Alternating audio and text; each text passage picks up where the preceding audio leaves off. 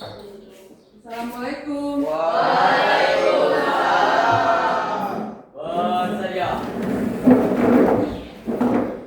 Salam kepada Ibu Guru.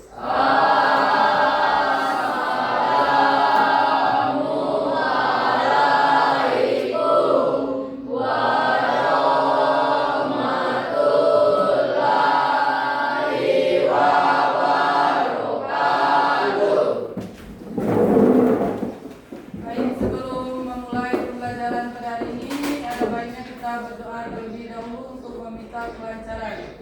Silakan ketua kelas dipimpin doanya. Berdoa dimulai.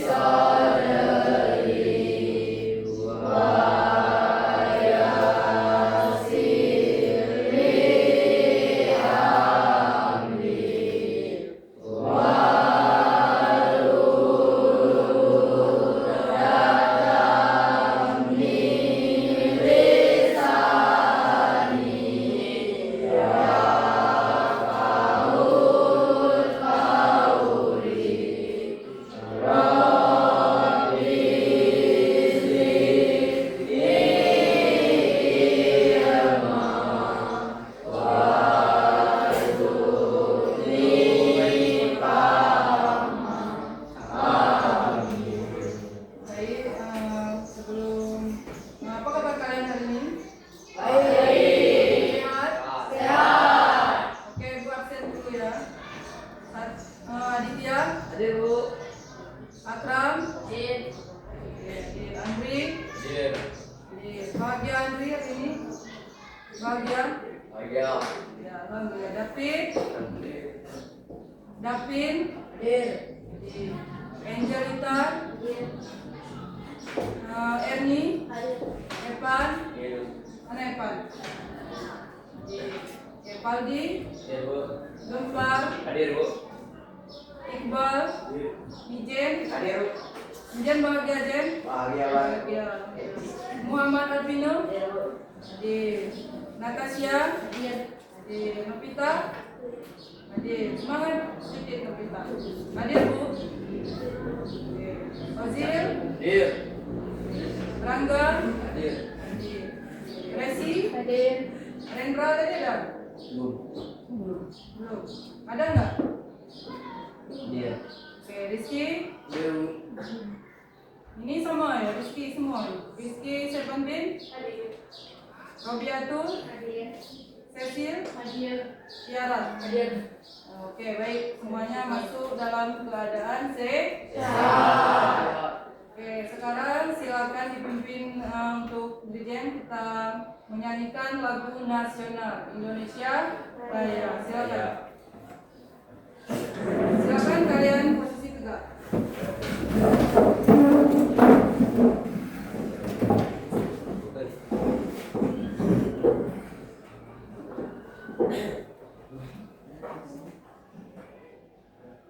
Silakan.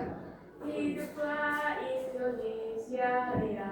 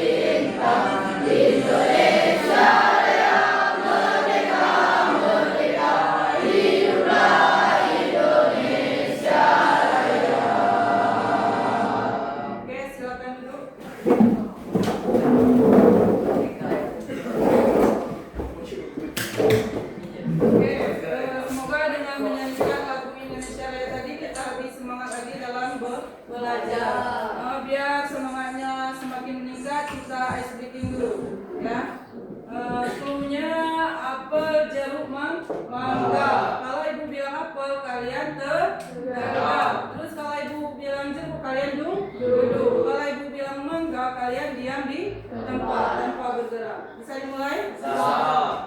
Cluenya konsentrasi. Oke. Apel. Jeruk. Apel. Mangga. Cluenya tadi konsentrasi. Masih ada yang tidak konsentrasi. Kita mulai lagi. Jeruk. Ayo. Cluenya konsentrasi. Kalau jeruk tadi apa? Berarti ada yang salah. Tangan dulu. Sebelum kita mulai materi pada hari ini, Ibu jelaskan dulu tujuan pembelajaran kita pada hari ini. Tidak mungkin pembelajaran dilaksanakan tanpa adanya tujuan. Ya. Di sini ada beberapa tujuan. Yang pertama, kita harus memahami sejarah perkembangannya uang dengan benar. Ya, itu ada sejarahnya. Yang kedua, kita memahami pengertian dari uang, jenis-jenis uang, fungsi uang, dan uang rupiah. Tujuan yang ketiga, kita memahami apa itu lembaga keuangan, jenis-jenis lembaga keuangan, dan apa juga lembaga keuangan yang non-bank. Ya. Selanjutnya kita harus memahami hubungan antara uang dan lembaga keuangan dengan kewirausahaan. Apa sih hubungannya? Jadi kita harus mencari tahu. Kok bisa kewirausahaan bisa berhubungan dengan uang dan lembaga keuangan. Kemudian tujuan yang terakhir, kita disuruh menganalisis laporan keuangan menggunakan 3 rasio. Ya. Kalau di sini rasio likuiditas, yang kedua rasio profitabilitas yaitu untuk mencari keuntungan, dan yang ketiga rasio efisiensi dalam sebuah bisnis. Jadi tujuan pembelajaran kita hari ini ada 5. Ya, semoga kita bisa memahami hal tersebut. Terus sebelumnya kita sudah mempelajari kan apa itu sejarah perkembangan uang. Sejarahnya ada beberapa tahap. Ada yang masih ingat tahapnya? Yang pertama, tahap barter atau bertukaran. Jadi nanti kita bahas lebih lanjut. Kita langsung saja masuk ke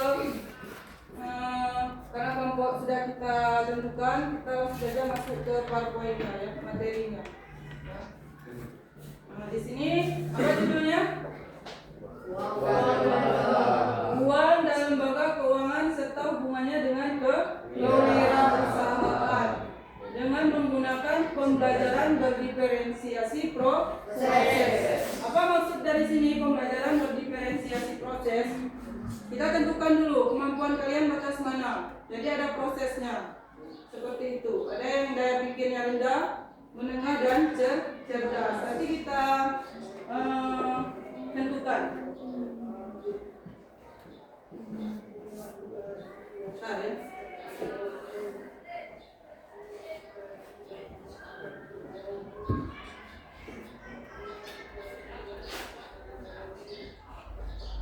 Jadi judulnya tadi, langsung kita masuk ke perkembangan sejarah uang.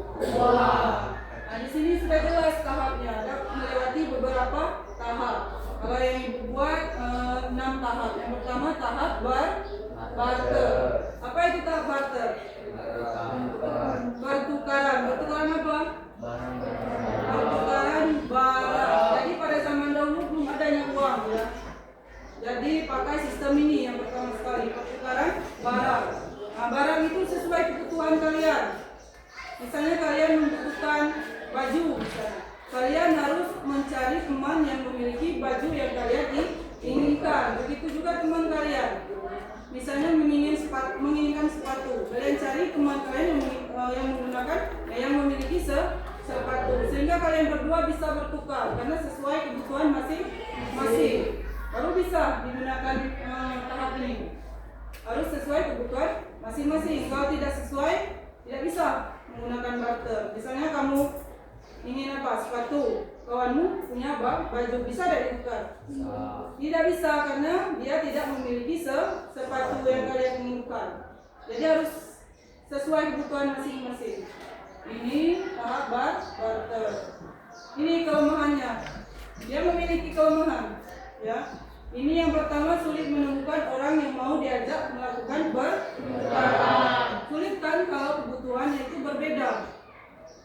berbeda. Misalnya kalian butuh sesuatu yang lain yang dimiliki kawan itu bukan yang kalian inginkan. Jadi susah mencari yang sejenis ya. Yang kedua, apa kelemahannya? Sulit menemukan kebutuhan yang sesuai. Ya, tadi mencari kebutuhan yang sesuai dengan keinginan kita itu susah. Karena jarang yang memiliki kebutuhan yang sama, pasti berbeda. Yang ketiga, sulit menemukan nilai barang yang akan dipertukarkan. Bagaimana cara menentukan nilai barang yang dipertukarkan? Tidak bisa kan? Sedangkan dulu belum menggunakan uang, ya, jadi susah.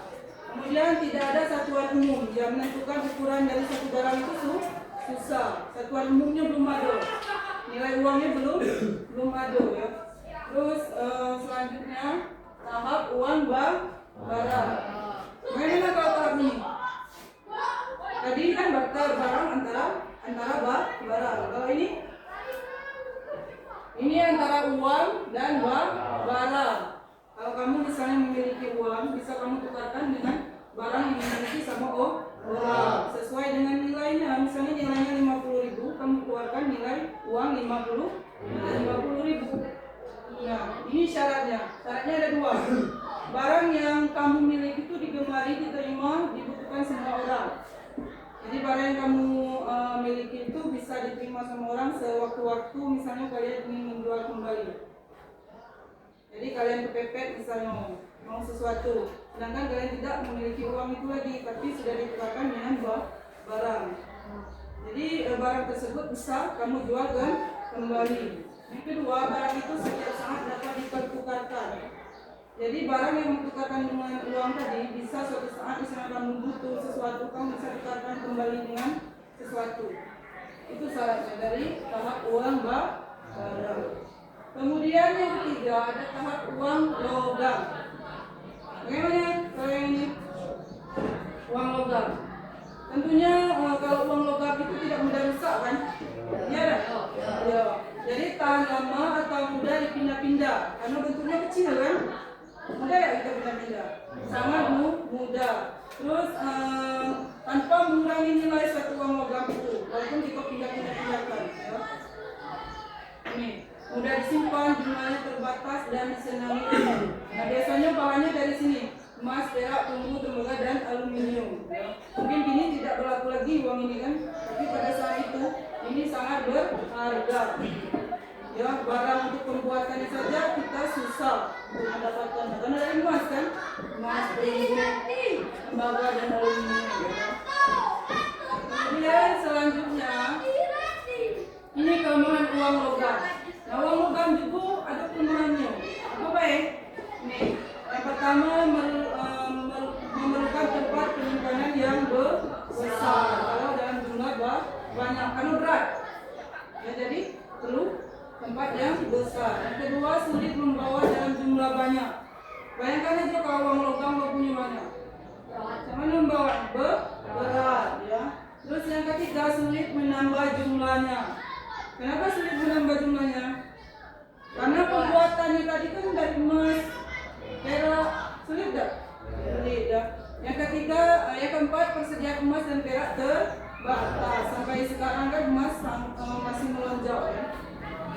Masih Terus tahap yang keempat ada tahap uang kertas. Mungkin kita gunakan pada saat ini. Perak, uang kertas. Apa keuntungannya? Mudah dalam menyimpan, menghemat penggunaan uang logam dan peredaran sesuai dengan kebutuhan. Terus tahap selanjutnya yaitu tahap uang giral. Apa uang giral? Tadi kan bentuknya yang keempat tahap uang kertas, yang ini uang giral, uang yang sangat aman untuk disimpan. Karena bentuknya apa? Bentuknya kartu kredit, cek, giro, dan wesel pos. Itu kan kita penyimpanannya tidak perlu kita memegang uang dalam bentuk fisik, tapi dalam bentuk kartu kredit atau cek, sebuah cek. Misalnya kamu nominal berapa nak tarik duit? 1 juta misalnya, ya perlu kan? Atau ini kartu kredit, tidak perlu kita pegang duitnya kan? Masukkan aja dalam situ, ya aman juga. Terus yang terakhir tahap uang elektronik, baru pakai e-money atau kartu ATM. sekarang. Punya ATM? Tapi pernah nengok kan? Jadi uangnya aman dalam sini. Tinggal tarik aja kalau misalnya saat membutuhkan. Tarik, berapa yang menilai. Karena zaman sekarang kan makin canggih itu. Dulu kita bawa kemana-mana duit. Kalau dulu ya sampai setas besar dulu bawa kan. Jadi keamanannya kurang biasanya. Kalau ini aman. Tinggal bawa ATM aja letak dalam dompet, selesai. Ya kan? Ini tahap-tahap sejarah uang. Ya. Kemudian baru kita masuk pengertian uang. Yang tahu pengertian uang? Apa Bali? Uang adalah alat transaksi pembayaran. Betul tak?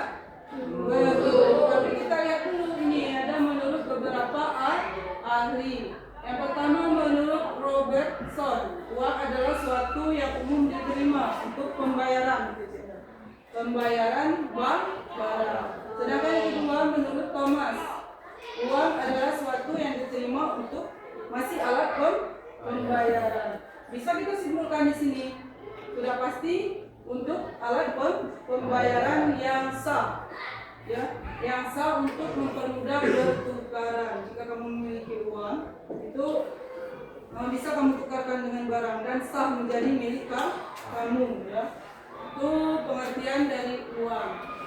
Kemudian belum cukup sampai situ, jenis-jenis uang juga dibagi, ya. Dibagi menjadi beberapa, ya. Yang ini berdasarkan bentuknya, ya. Ada bentuk uang kartal atau uang logam dan uang kertas. Dan yang kedua jenisnya uang giral, ya. Berbentuk saldo rekening, ya. Cek giro misalnya. Itu berdasarkan bentuknya. Sedangkan berdasar wujud itu ada dua, uang tunai dan non tunai. Kalau tunai apa? Ini bisa dipegang, berbentuk. Misalnya 2.000, dia letakkan di panggang misalnya. Ada bentuknya kan 2.000 bisa kita pegang, bisa kita raba. Sedangkan uang non fisik itu dalam bentuk ATM atau rekening, tidak nampak. Ya. Jadi dalam itu galau. Tapi bentuk ATM. Kalau orang ngecek kamu ATM berjalan tuh duit berarti. Orang tak duit ke kamu berarti. Ya. Itu jenis-jenis uang. Terus ada juga fungsi uang. Ya. Ini yang pertama ada fungsi asli. Apa fungsi asli? Dibagi menjadi dua. Yang pertama uang sebagai alat tukar. Iya kan? Kamu juga ke sekolah jajan kan? Ada jajan enggak? Dikasih berapa? 10.000 misalnya. Tujuannya untuk apa? Untuk dipertukarkan atau bentuk makanan, barang dan sebagainya. Berarti sudah pasti fungsinya sebagai alat tukar. Yang kedua, uang sebagai satuan hitung. Misalnya kalian ingin membeli kaos dengan harga 25.000. Berarti satuan hitungnya berapa? Satu kaos 25.000, ya. Dan harga kemeja 50.000. Nah, ketika ingin membeli kedua barang itu, kalian harus memiliki ini, kata kaos 25 tambah 50, berarti kalian harus memiliki nilai uang 75.000. Baru kalian bisa mendapatkan dua barang itu, kaos dan kemeja. Jadi nilai satuannya sudah jelas, ya. Sudah jelas di sini. Harga kaos 25, ini 50, jadi satuan nilai yang harus kalian pegang 75.000. Ya. Paham sampai sini? Selanjutnya itu ada fungsi turunan. Tadi fungsi asli, kalau ini fungsi turunan.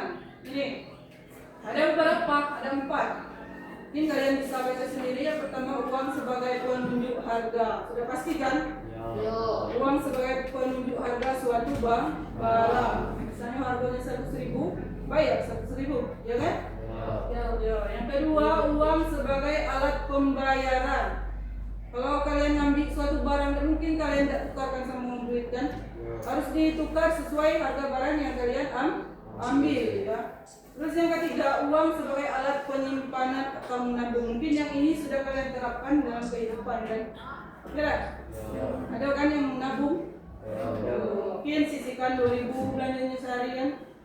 Jadi bisa kita sebagai alat penyimpan. Yang keempat, uang sebagai alat pembentuk atau pemindah kekayaan. Misalnya apa? Misal kita memiliki uang 150 juta, kita bisa mindahkan ke tanah, membeli tanah. Suatu waktu kalau butuh tanahnya bisa dijual kan, harganya juga semakin meningkat ya. Tidak pernah turun harga tanah, harganya semakin tinggi sama cak emas, ya kan? Sudah itu untuk perhiasan ya. Yang kedua kita bahas uang rupiah. Siapa yang mengelola uang rupiah yang kita gunakan sekarang? Yang mengelola yang ini pengolahan uang rupiah siapa?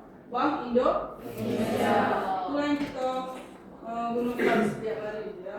Yang buat, yang merencanakan, pencetakan, pengeluaran, pengedaran, pencabutan, dan penarikan itu dilakukan oleh Bank Indonesia. Misalnya Pak Pimina, Bank Indonesia. Kemudian pengertian lembaga keuangan. Kalian tahu? Lembaga keuangan. Kalian tahu? Ini ya, merupakan lembaga penyediaan jasa keuangan kepada masyarakat. Ya. Tempat penyimpanan duit. Tahu tak? Apa? Bank ya. Bank ini. Apa itu bank? Ini menurut Undang-Undang Nomor 10 Tahun 1998 lahir belum? Belum ya. Jadi ini tentang perbankan. Bank adalah badan usaha yang menghimpun dana dari masyarakat, kemudian menyalurkan kembali kepada masyarakat. Jadi dia tuh menyimpan duit, menyimpankan dana untuk disalurkan terhadap masyarakat ya. Nih. Dalam bentuk kredit, bentuk lainnya kredit atau tunai. Kalau kita pinjam bank kan ada yang tunai, ada yang dalam bentuk kredit misalnya. Atau ini tujuannya apa? Untuk meningkatkan taraf hidup manusia. Misalnya kalau ada orang nak usaha, modal tak ada terhalang, pinjam ke lembaga keuangan ini. Bank apa misalnya? Pinjam duit untuk modal usaha misalnya, asal jelas ya. Bisa kalau usaha kamu berkembang kan bisa meningkatkan taraf hidup kamu ya, manusia. Jadi ini tujuannya. Terus langsung kita masuk ke jenis-jenis bank. Bank apa baik yang ada di Indonesia terkhususnya ya. Ini berdasarkan fungsinya bank sentral atau Bank Indonesia terbagi menjadi bank umum ya. Bank Indonesia, bank umum, BRI, BNI, Mandiri dan sebagainya. Dan mungkin kalian sudah mendengarkan dan macam-macam bank ini. Ini termasuk ke bank umum yang sering orang gunakan ya. Terus yang kedua, berdasarkan bentuk operasionalnya ada bank konvensional dan bank syariah. Apa bank konvensional? Kalau bank konvensional itu biasanya berhubungan dengan riba. Sebenarnya kita tak pacak lari dari bank ini ya. Ini yang termasuk bank konvensionalnya ini nah, BRI, BNI, Mandiri dan sebagainya. Itu mengandung riba. Kalau dalam Islam itu tidak boleh ya. Tidak boleh mengambil bunga. Karena ada bunga kan? Kalau kita minjam ke sini. Pinjam atau nabung ada bunganya kan, yang bisa kita ambil, kita makan istilahnya. Sebenarnya tidak boleh. Sebenarnya kita kalau orang Islam kita menggunakan bank syariah. Dia tanpa bunga tapi bagi hasil pakai akad di awal biasanya. Mungkin kamu belum ada juga pelajari yang ini mungkin. Tapi di Curup ada contohnya bank syariah Indonesia Muamalah itu masuk ke bank syariah ya. Itu jenis-jenis bank. Ini berdasarkan kepemilikannya ya. Yang pertama bank pemerintah berarti dimiliki oleh negara ya. Sebagian sahamnya. Ada juga bank swasta dan bank asing dimiliki negara lain tetapi dibuka cabangnya di Indonesia. Ya, untuk bank asing. Ya. Ini, misalnya ada turis yang jalan ke Indonesia, dia tidak kesulitan untuk ngambil duit. Karena ada bank asing, ya, bank khusus orang asing, orang luar, bukan orang Indonesia, tapi dibuka cabangnya di Indonesia. Ya. Yang kedua, selanjutnya lembaga keuangan non bank. Ada juga yang bukan bank, ya. Saya disebutkan ini tadi koperasi, ya itu bukan bank ya. Masuk ke sini lembaga keuangan non bank. Ini jenis-jenisnya. Perusahaan sewa, perusahaan asuransi, dana pensiun. Ini dana pensiun, bursa efek, pasar modal, pegadaian. Pernah nengok pegadaian kan? Di itu ada. Ya itu bukan termasuk dalam bank, tapi non bank ya. Dan sebagainya. Nah, ini yang paling penting kalian tahu ya. Hubungan uang dan lembaga keuangan dengan kewirausahaan. Kenapa bisa ada hubungan? Wirausaha tahu? Orang yang lagi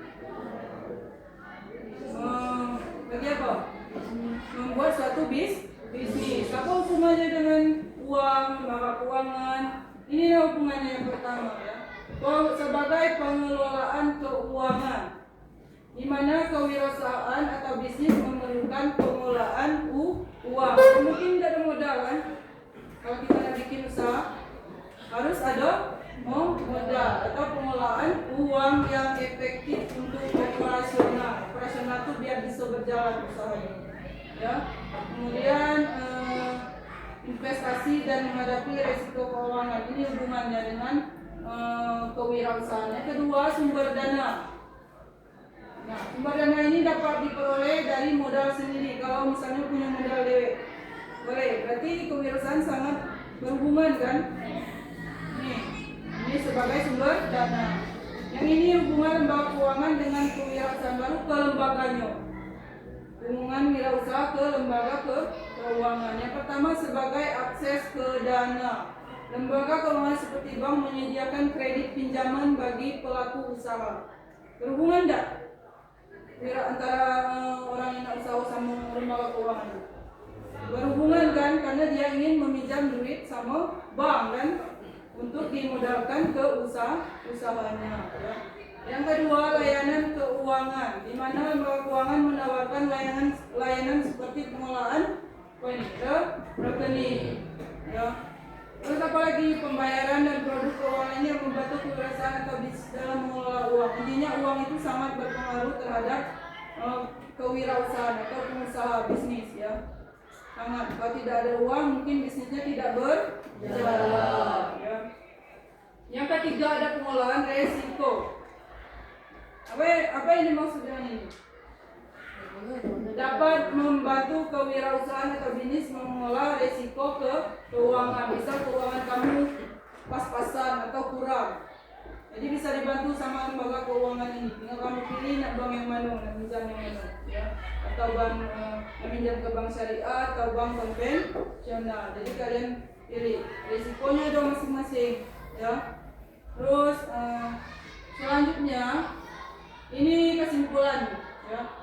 Dapat disimpulkan bahwa yang pertama itu sebagai pertumbuhan bisnis, hubungannya dengan kewirausahaan tadi. Berarti bisnis bisa berkembang kalau akses dananya dapat membantu kewirausahaan itu. Cukup, ya. Itu. Yang kedua sebagai stabilitas keuangan. Apa itu?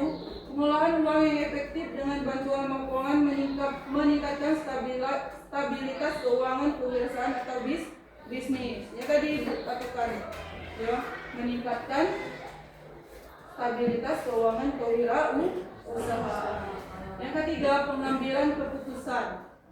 Seorang pengusaha bisa mengambilkan keputusannya nak minjam ke lembaga keuangan ini berapa misalnya modal. Kalau usahanya besar, modalnya besar. Ya. Kalau kecil, sesuaikan dengan kebutuhan usahanya. Ya. Kalau pernah buka restoran, positif, modalnya besar ya. Itu. Jadi ini kesimpulan hubungannya. Kemudian ini kita masuk ke contoh soal menganalisis laporan keuangan menggunakan 3 rasio, ya. Nah, itu siapa namanya? Ya, nengok sini dulu fokus ya. Jadi ini contoh soalnya. Dengan 3 rasio. Rasio apa? Rasio likuiditas, rasio profitabilitas untuk mengetahui keuntungannya, dan rasio efisiensi dalam sebuah bisnis. Kalau kamu nak bikin usaha, bisa kamu gunakan ini 3 rasio ini, ya. Mengukur efisiensi suatu perusahaan, terus mengukur keuntungannya berapa, ya. Boleh pakai ini. Nah ini rumusnya, ya. Rasio likuiditas itu mengukur kemampuan bisnis untuk memenuhi jangka pendek, yaitu rumusnya rasio lancar sama dengan aset lancar dibagi kewajiban lancar, ya. Jadi itu rumus yang pertama. Kalau mau menentukan rasio likuiditas, likuiditas ya. Ini aset lancar dibagi kewajiban lancar. Ini rasio likuiditas ya.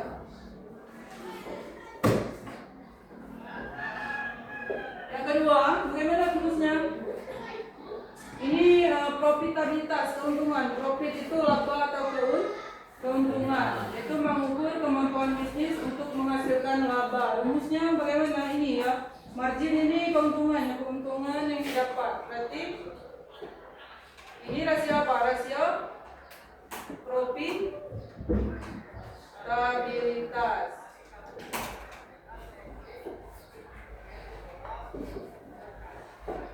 Rumusnya ini ya, margin laba sama dengan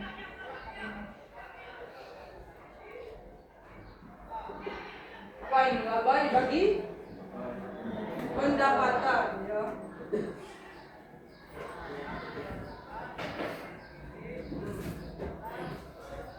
Nah, yang ketiga rasio efisiensi. Ini untuk mengukur kemampuan bisnis itu ya, untuk menggunakan sumber daya dengan efektif atau tidak ya, menggunakan SDA itu ya. Jadi kita cari dengan rumus ini ya, biaya produksi dibagi pendapatan. Ini untuk rasio efisiensi ya.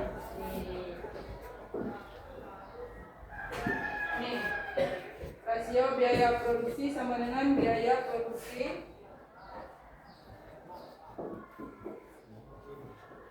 dibagi apa nih? Pendapatan ya. Lalu kita masuk ke soal. Kalau kita sudah mengetahui rumus, kita masuk ke soal ya. Ini soalnya. Ini perusahaan apa?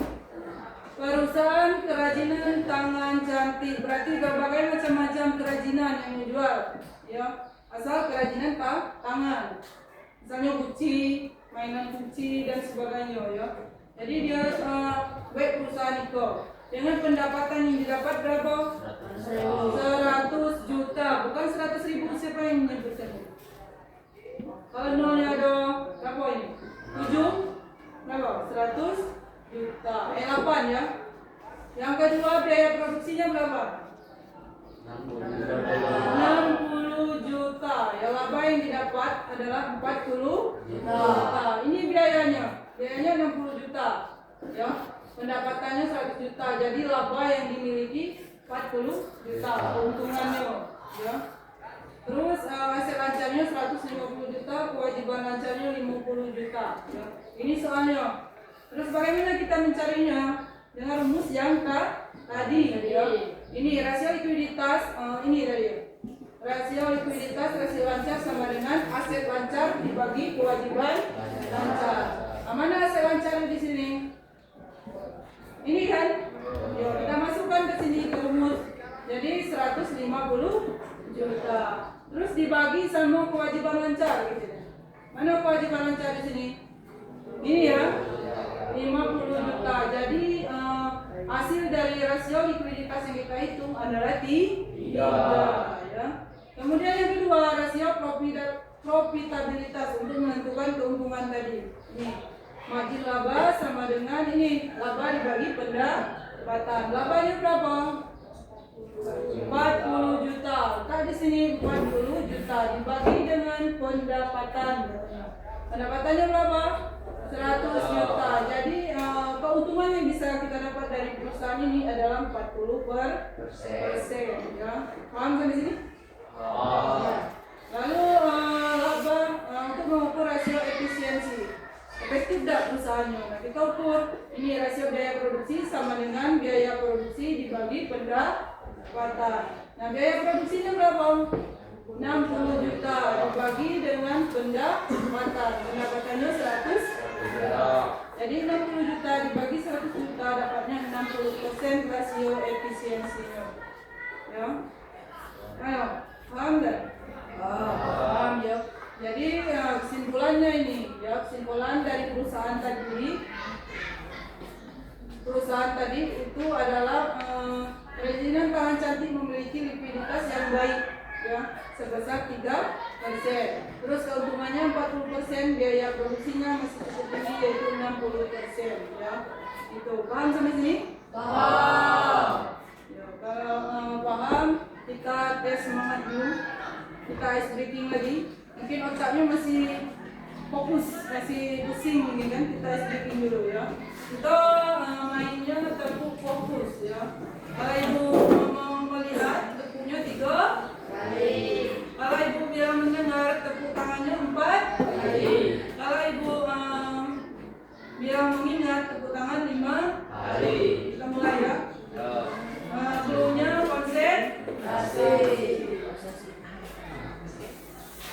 Siap ya? Melihat, mendengar, mengingat. Bisa diulang lagi? Pokoknya masih 3. Semangat ya. Melihat, mendengar, mengingat. Lebih cepat ya. Melihat, mendengar, mengingat. Gimana? Fokus belum? Semangat? Selanjutnya ibu dari materi tadi ada yang ingin ditanyakan? Apa? Apa kelemahan dari sistem barter? Kelemahan dari sistem barter. Tadi sudah kita bahas di awal materi ya. Ini kelemahannya ada 4. Yang pertama itu menemukan orang yang mau diajak melakukan pertukaran itu susah. Karena kebutuhan kita sebagai manusia ini berbeda-beda kan. Tidak sama kan? Ya. Jadi kita mencari sesuai keinginan kita itu susah. Jadi ini kelemahannya, ya. Susah mau diajak untuk pertukaran. Kelemahannya kedua menemukan kebutuhan yang sesuai tadi. Kita ingin sepatu, kawan punya baju. Sesuai tak? Tidak, susah kan? Susah mencari kawan yang memiliki kebutuhan yang sama. Ya. Yang ketiga kelemahannya menemukan nilai barang yang dipertukarkan. Karena nilainya kita belum bisa menentukan. Karena pada zaman ini uang itu belum ada. Ya adanya tahap barter, pertukaran barang. Susah kita menentukan nilainya. Kemudian kelemahan yang terakhir yaitu dua dunia tidak pasti. Atau menyatakan nilai barang yang dipertukarkan itu sulit. Karena belum ada satuan hitungnya. Ya. Karena pada saat ini cuma ada tahap barter, pertukaran barang antar barang. Jadi susah kan kita menentukan nilai itu. Ya. Jadi itu pertanyaan dari Faldi. Bagaimana Faldi? Paham? Oke. Semoga pembelajaran yang Ibu paparkan hari ini, terkhususnya materi ini, uang dan barang keuangan, bisa kalian pahami. Ya. Sekarang Ibu kasih tugas untuk kalian. Ini sudah Ibu bagi ya, sesuai kemampuan kalian. Ya.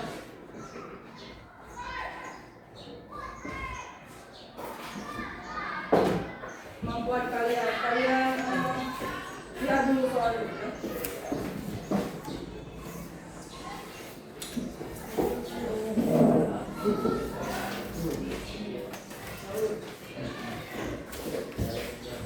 Silakan kalian baca terlebih dahulu buat nama kelompoknya, pahami soalnya.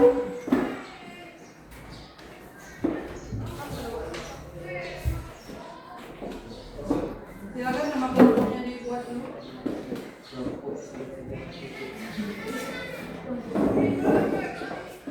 Tulis nama kelompoknya. Aku ada mau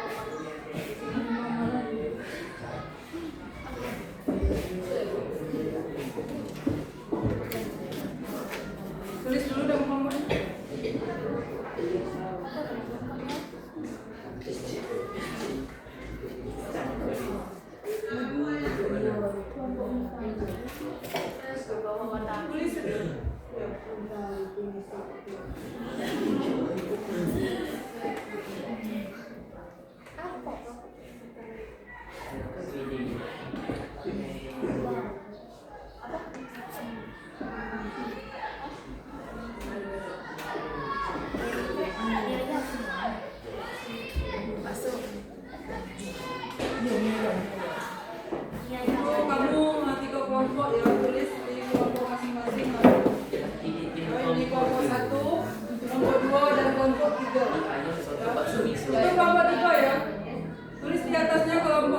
Kelompok 3. Kelompok 3. Ini kelompok 2. Lagi. Ini kelompok 1. Tulis di atas nama kelompok 1. Di samping nama kelompok. Tulis 1. Tulis nama di bawah.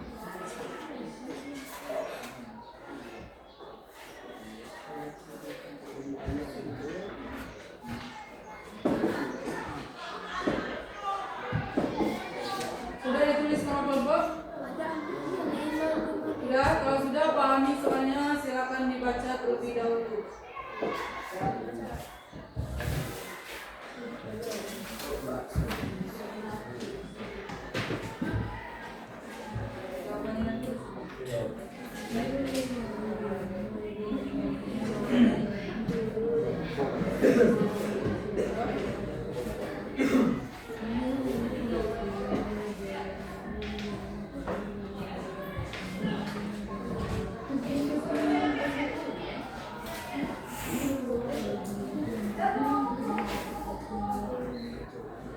Bagaimana ini sudah paham?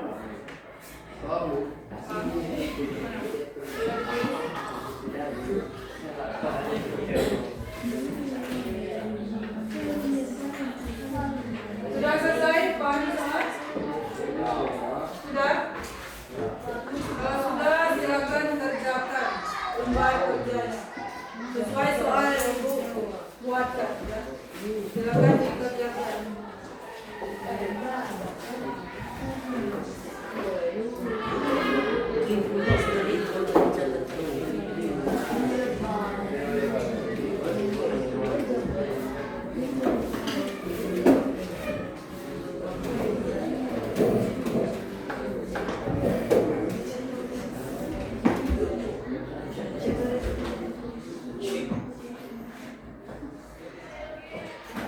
Ini diperlukan kerjasama.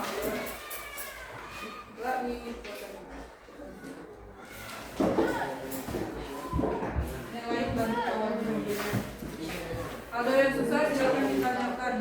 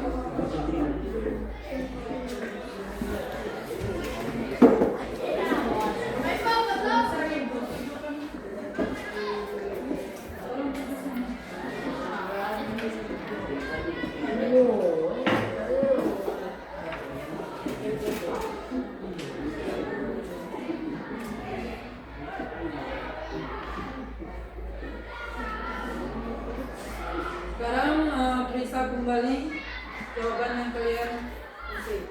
Kalau salah ada keliru kalian ubah ya. Silakan periksa kembali jawabannya.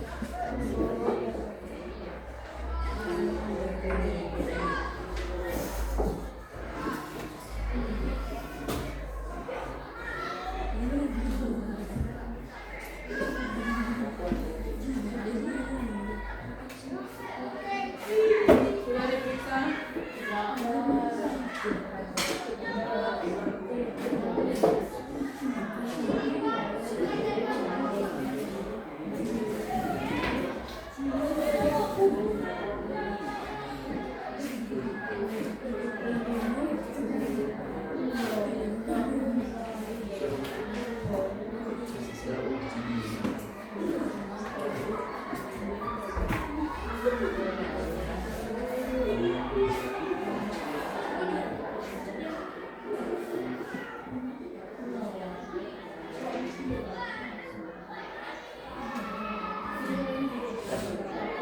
Oke, sudah semua? Sudah.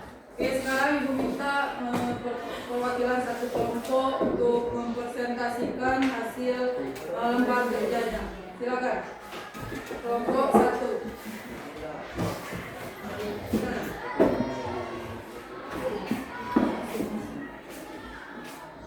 Perwakilan 4.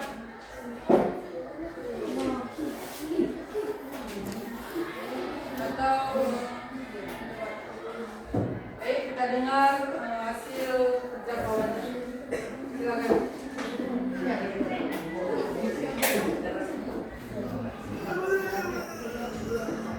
Assalamualaikum warahmatullahi wabarakatuh.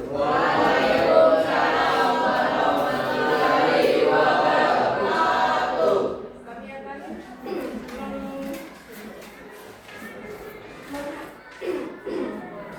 mempresentasikan hasil diskusi kami.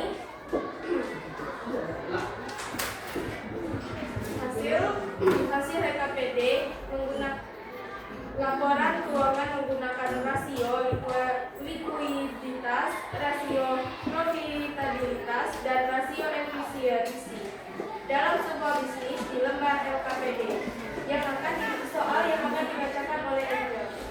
Perusahaan tas memiliki data keuangan sebagai berikut: aset lancar 500 juta, kewajiban lancar 200 juta, laba 50 juta, pendapatan 250 juta, biaya produksi 150 juta, hitungan rasio likuiditas, profitabilitas, dan efisiensi perusahaan tas.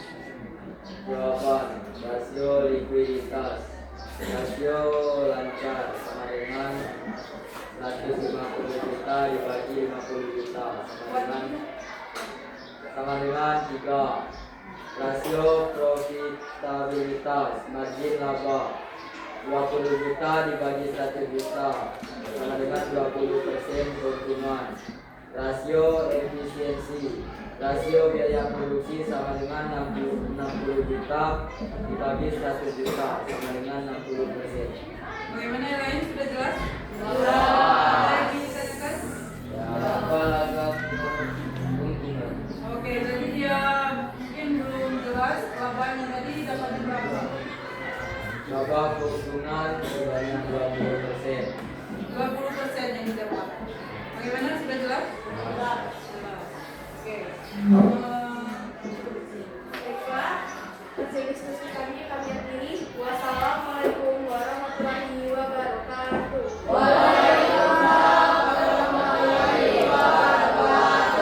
Tangan.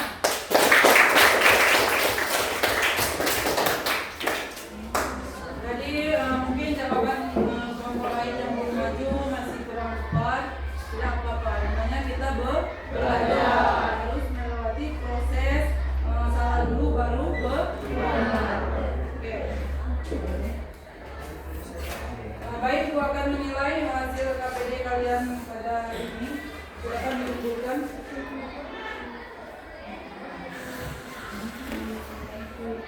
Kesimpulannya bahwa kelompok 1 yang sudah maju tadi sudah paham ya, sudah paham bagaimana cara mengukur suatu perusahaan itu dengan 3 rasio ini ya. rasio likuiditas, profitabilitas, dan rasio efisiensi. Ibu rasa tadi dari lembar KPD-nya itu sudah jelas ya. Mendapat tahun sudah likuiditas sudah bagus ya. Jadi nilai 21 plus. Tangan dulu.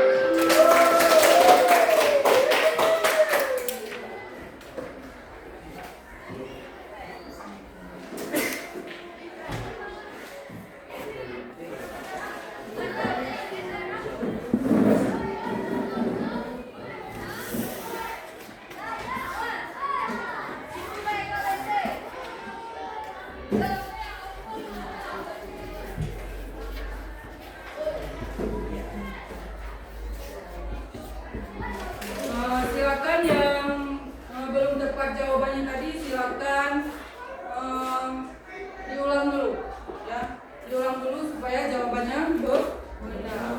Ya, baru ibu nanti langsung kesimpulan pembelajaran kita pada hari ini ya. Silakan dicek dulu, dirubah lagi. Ini sudah bagus ya. Cek dulu. Setelah itu baru kita menyimpulkan materi kita hari ini ya.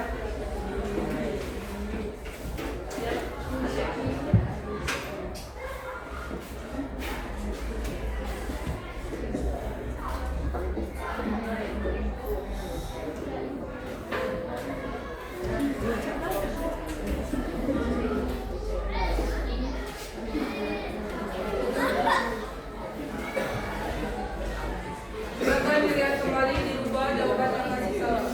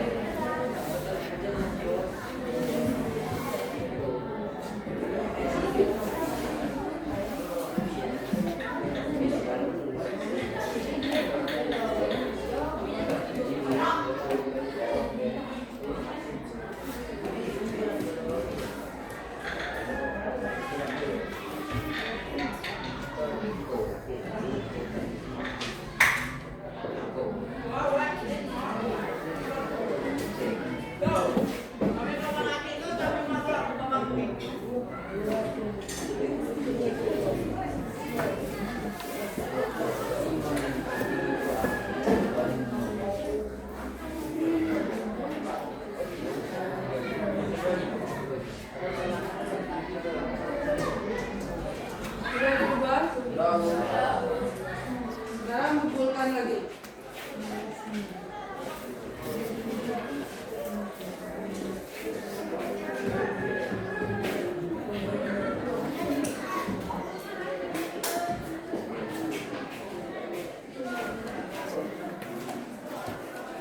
Semoga pembelajaran hari ini bisa kita pahami bersama ya. Baik, kesimpulan dari pembelajaran kita pada hari ini adalah apa sih hubungan lembaga keuangan atau uang terhadap kewirausahaan. Ya, ini ya kesimpulannya. Yang pertama adalah sebagai pengelolaan keuangan. Ya, ini kewirausahaan atau bisnis memerlukan pengelolaan keuangan yang efektif untuk operasional suatu usaha itu. Ya, paham? Kesimpulan yang kedua itu sebagai sumber dana. Ya.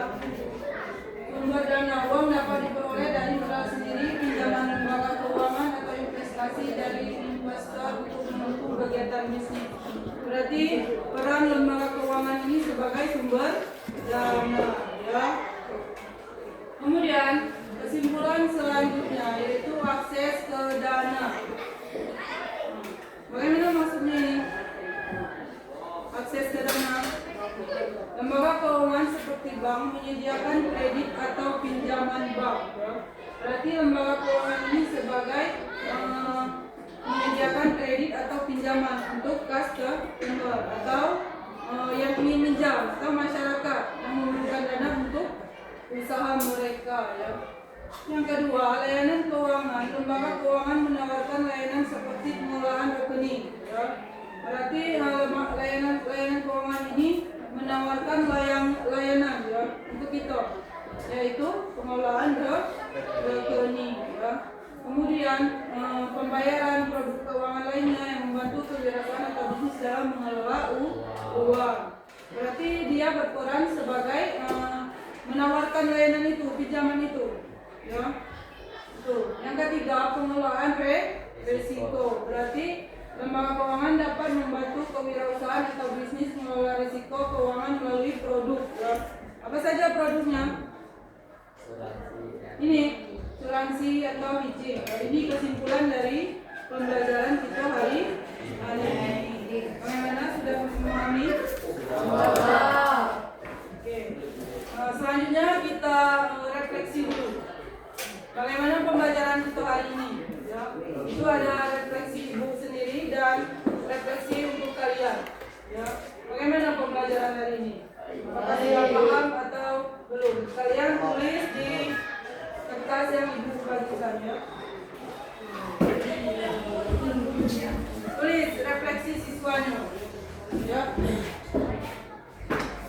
Apa yang kalian pahami dari pembelajaran hari ini? Paham atau tidak? Kalian tulis.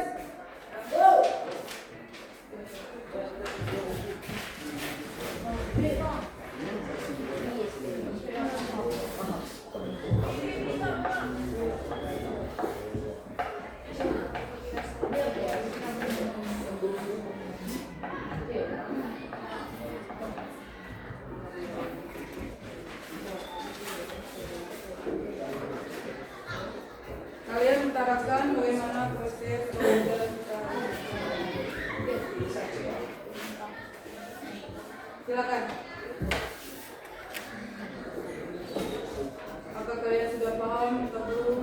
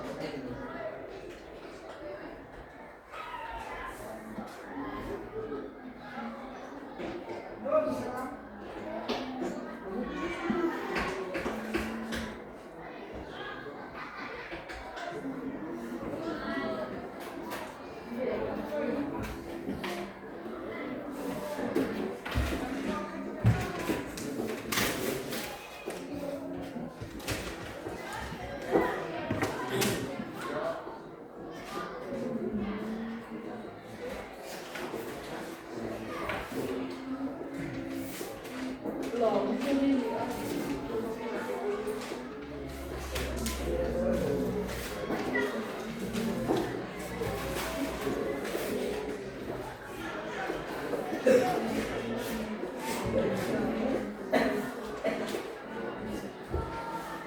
ngobrol ya.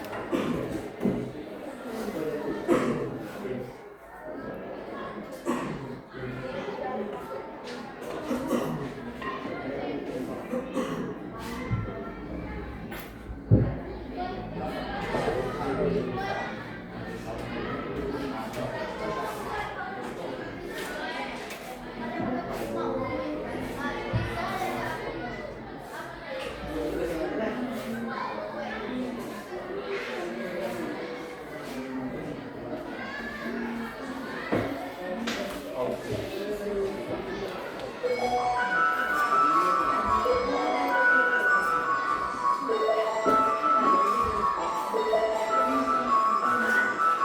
sama yang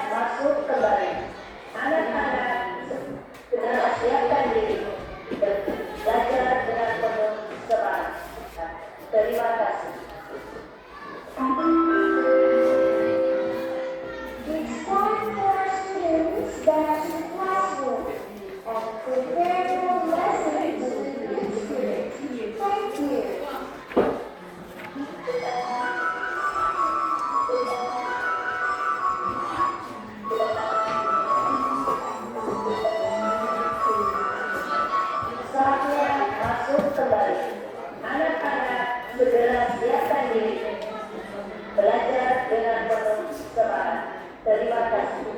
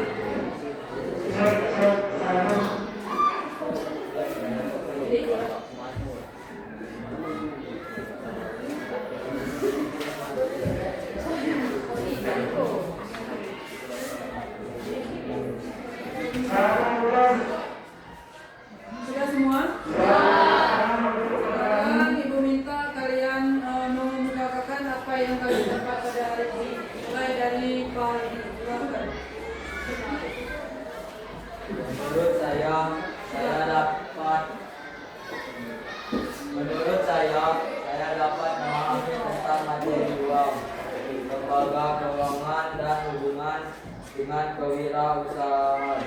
Setelah pembelajaran berreferensiasi proses ini dan bisa melakukan analisis. Berarti pagi di sini sudah paham mengenai materi yang ibu sampaikan tadi. Halo. Silakan masih ada.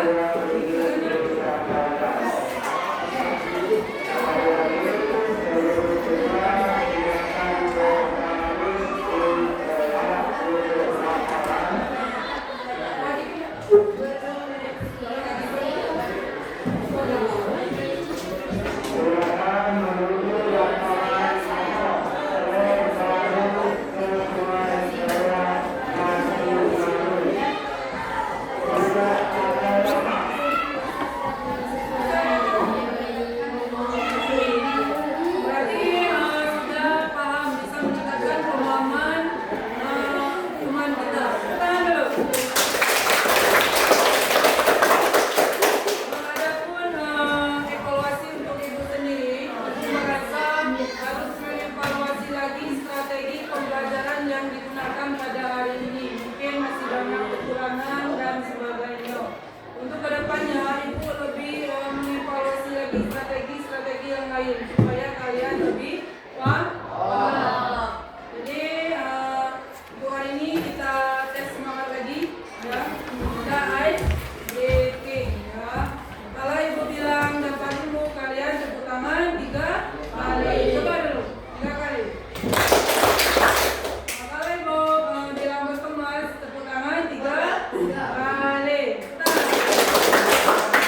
Oke, kalau ibu bilang berapi, masih tepuk tangan 3 kali. Ya, ya. Dapat yang belum?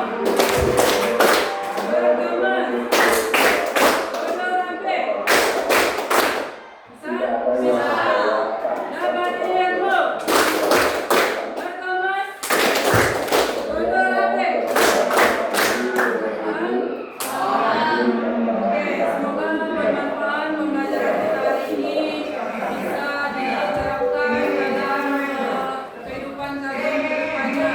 Pesan ibu satu, lebih menghargai yang namanya uang, ya. Jangan boros karena uang sangat berguna bagi kita semua. Ya. Kalau boros itu ada peribahasanya, ya. Apa peribahasanya? Ada peribahasa hemat pangkal. Kalau boros pangkal miskin. Ya. Oke, sekarang silakan siap-siap dulu masukkan periksa lagi kelebihan kalian sampah di rumah meja kalian. Apabila ada sampah diambil dulu.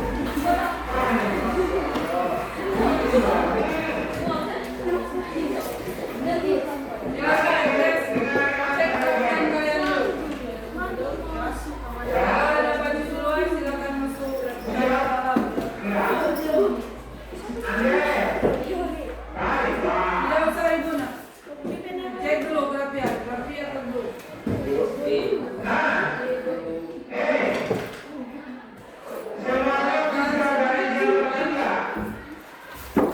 Sampah silakan.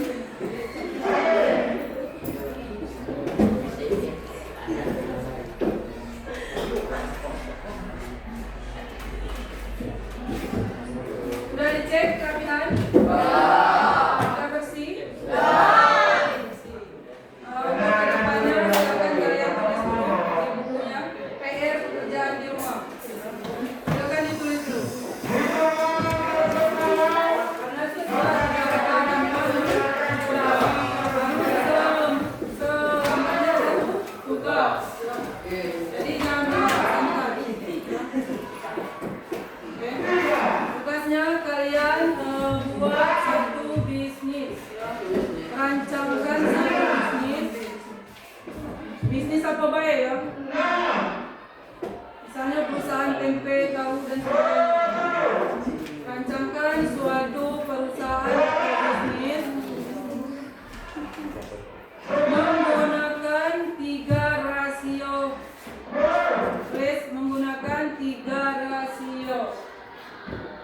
1.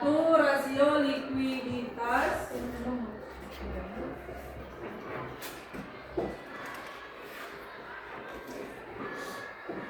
Dua, rasio profitabilitas.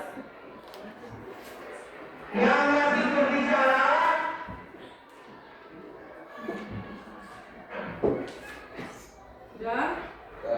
Dan 3, rasio efisiensi.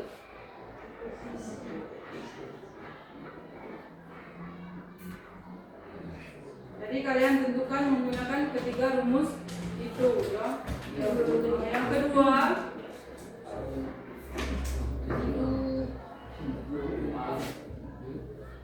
sudah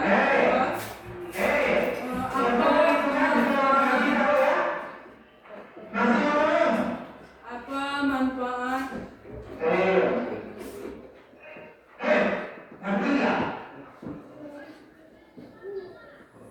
uang dan lembaga keuangan?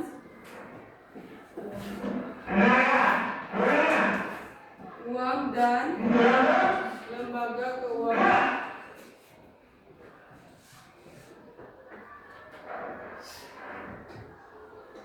Bagi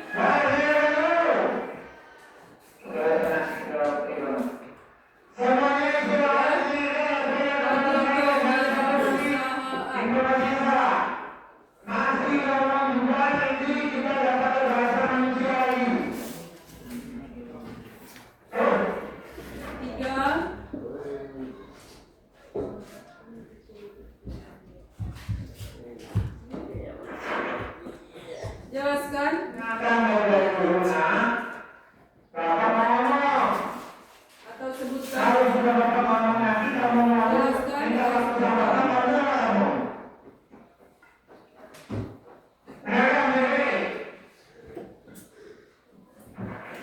Kelemahan dari dua ini adalah contoh si Zaki sama si Ali. Ini uang logam.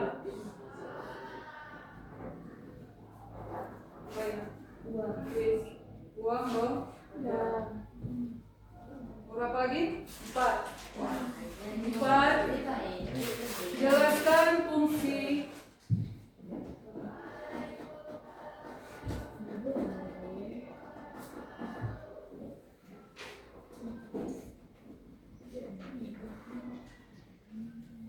ya, dari lembaga keuangan.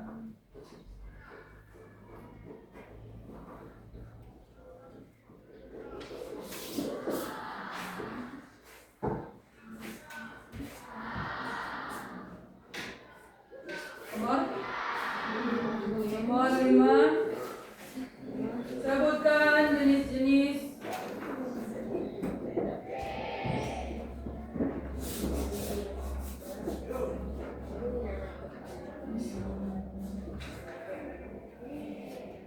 lembaga keuangan.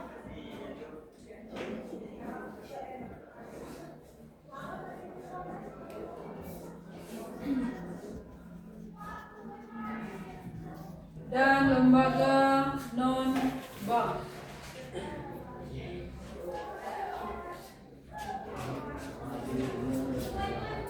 Ya, itu dikerjakan di rumah. Kalau bisa balik sekolah kalian langsung mengerjakan biar tugasnya bisa terselesaikan. Bisa?